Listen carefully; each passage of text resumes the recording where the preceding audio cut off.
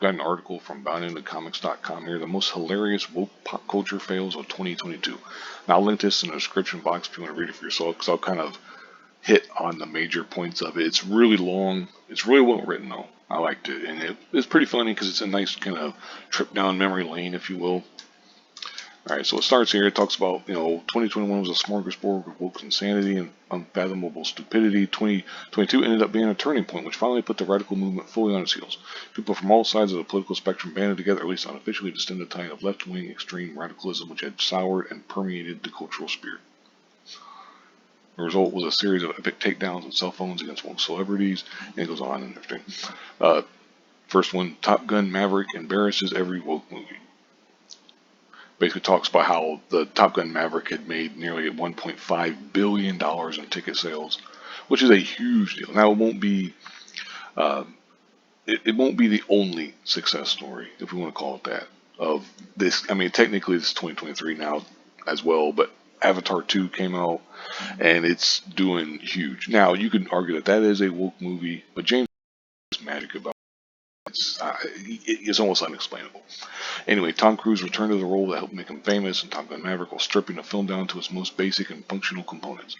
No lecturing, no political pandering, no identity politics, and no racially divisive content. It cast both men and women in a role that felt authentic and likable and kept a large percentage of the original's free-spirited action drama appeal.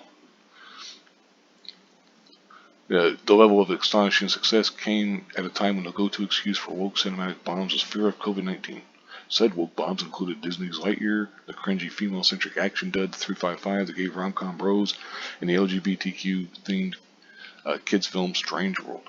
Then, moving on to the next one, the next fail, Halo series Tanks on Arrival. Basically, the easiest way you could kind of sum this up is they just did not stick to the script, so to speak, for what the video game had written. And you could argue, well, that it's a video game, it doesn't have this great story, blah blah blah. It doesn't matter. They should just made a kick-ass action series with the Master Chief. They couldn't. As it mentions here, Halo wasn't Halo at all. The most galling aspect is how it wore the skin of the popular gaming franchise while simultaneously trying to sideload in a bunch of left-wing tripe. That, combined with a budget that couldn't match the show's vision, led to a series forced to fall back on unnecessary talking and run-around exposition. Yeah, it's not a good series, basically.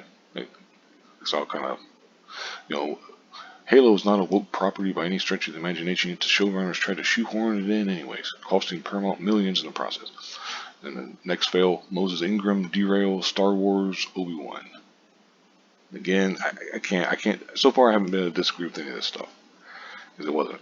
They came out right off the bat, before the show even came out, and was like, hey, this black woman's getting all kinds of hate, and everything, blah, blah, blah. But she quickly became the focal point of the story, leaving the titular character in the background. They basically tried to accuse the Star Wars fans that, oh, you don't like her because you're racist. Not because she's a bad character or written poorly or whatever, No, it's always, no, you're racist. Her character was completely pointless and only served to distract attention away from what should have been an inevitable face-off between former Jedi Master and Padawan learner. Of course, that confrontation did take place, but yada yada yada. But then they talk about how Reva was so bad that even greedy toy and prop companies began canceling their merchandise due to her unpopularity. There's an example of it. The next fail, can't disagree with this one either. Bros goes belly up. Now, I will say, the film, basically it's a gay rom-com, which in and of itself, I don't know. I think you possibly could make that a success, but the way that it was like the low-hanging fruit. The humor, if you want to call it that, wasn't funny at all. But the crazy thing is the film cost $22 million to make, which is like, what the fuck? Well, there's not a lot of action scenes or nothing. What the hell's costing so much money? I'm guessing all the actors and stuff, but whatever. But it cost $22 million to make it, scraped only $14.8 million in ticket sales to show for it, which is a complete bomb. Holy shit, Naturally the excuse given is that most people are evil homophobes who can't handle a gay comedy film. Or alternatively, the overwhelmingly straight population had little or nothing in common with the characters or themes of the film and chose not to go see it. More so, the supposed legions of LGBTQ folks didn't head to the theater to see it either, which is telling. Yeah, exactly. What is a woman sends the left into a tailspin? That's the next fail. Matt Walsh had a documentary What is a Woman on the Daily Wire Plus platform. The question, simple as it may appear, has stumped the left that has confused itself via its own contradictory gobbledygook and nonsense. It's almost unbelievable, some of these people, that he would ask them what is a woman, and they would give him some dance, run around bullshit, and it's like, you can't just answer that simple question. I can't do it. I can't, it's a woman is someone who identifies as a woman and bullshit like that. And it's like, man, what the fuck? Meghan and Harry alienate everyone. That's the next fail. I totally agree with this. These are some of the most unlikable people. I mean, period. It's like you just can't stress enough. You can't overestimate the stupidity of these people. Because and the thing is there's even been updates, quote unquote, if you want to call it, since this article came out, that Harry's talked about he got into a physical altercation with his brother and got knocked to the floor and all this kind of stuff, and it's just so fucking stupid. The next failed, Jennifer Lawrence invents strong women. This was absolutely ridiculous. Basically, she said when she was talking about an actors on actors series, she was talking with I'm trying to remember who was she talking with. But anyway, that's how ridiculous it is, because you don't even remember basically who she was talking with. I think I can't remember. Anyway, whatever. She said, I remember when I was doing Hunger Games, nobody had ever put a woman in the lead of an action movie because it wouldn't work. Because we were told girls and boys can both identify with a male lead, but boys cannot identify with a female lead.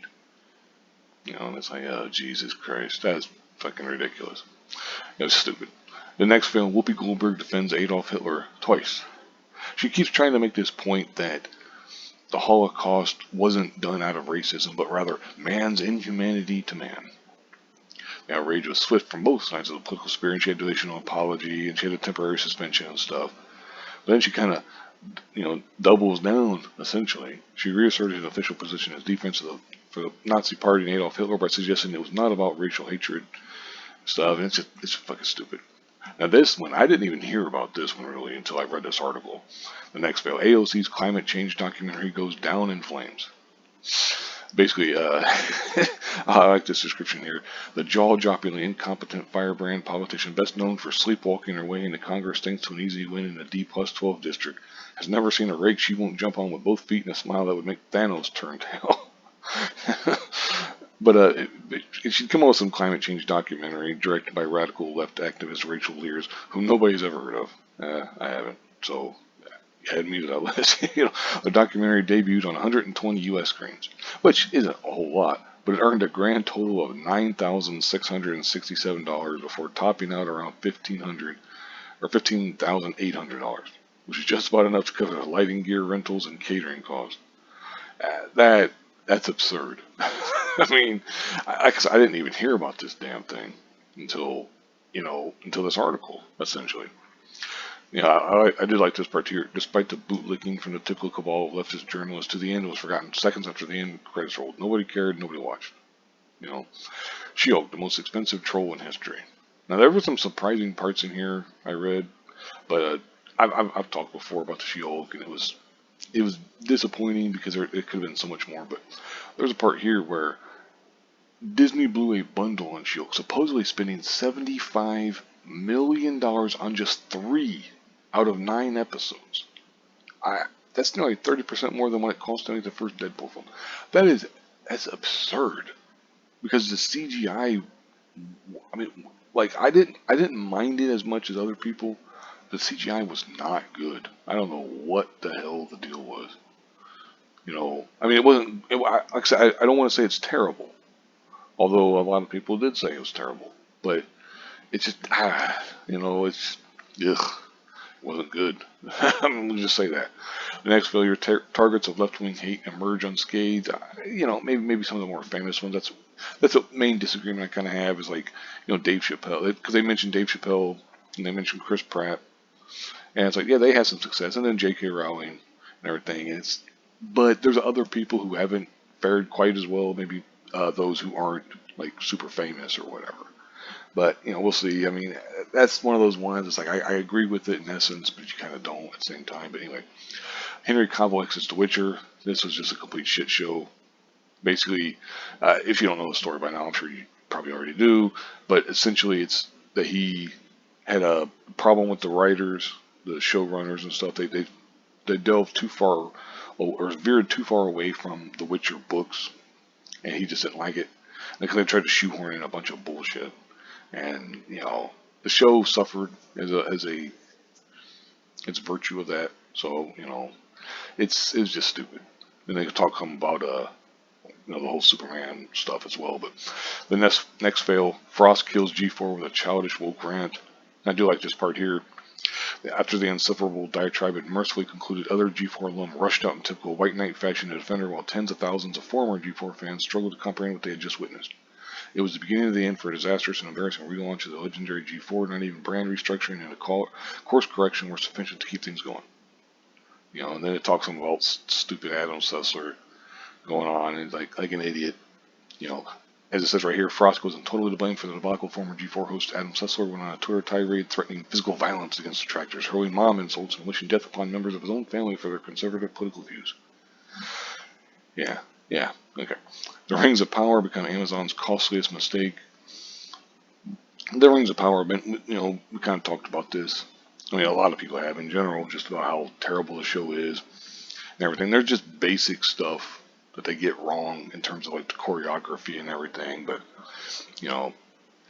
yeah, fans responded by turning out in droves. So yeah, as a failure, it cost them a shit ton of money. Supposedly the money going around, or the number going around, is $1 billion total for the license and to make the series and stuff. And yeah, it's a lot of money. Disney fucks around and finds out, and basically it's about their stock is down after the whole "don't say gay" bill bullshit, which was just ridiculous. Their stock is way down. Of course, a lot of other stocks are down as well. Even the ones who aren't super woke and stuff. It's just in general, stock market is being hit hard, at least in certain areas. Tech segment primarily, but it's just in general. But in this case, Disney has had a lot of failing on their stock. Has gone way down because their movies aren't delivering, or theme parks are overpriced, etc., etc. And they go on and talk about what's in store for 2023. And everything. He goes on, he talks some more stuff, and like I said, I'll link this in the description box if you want to read the whole thing for yourself. It's well worth the read, in my opinion. You might disagree, but maybe we'll see. But I think it's well worth the read, or at least just glossing over it if you want, because I think it's well written. I thought there were some pretty funny parts in there, but anyway, maybe it's just me. I'll go ahead and wrap this up though. Thank you very much for watching, and have a good one.